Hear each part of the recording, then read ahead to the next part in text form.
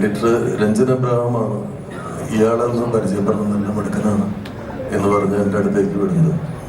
മൺകോലങ്ങൾ എന്നായിരുന്നു ആ സിനിമയുടെ പേര്. അതിൽ നായകനായിരുന്നു മണികണ്ഠൻ.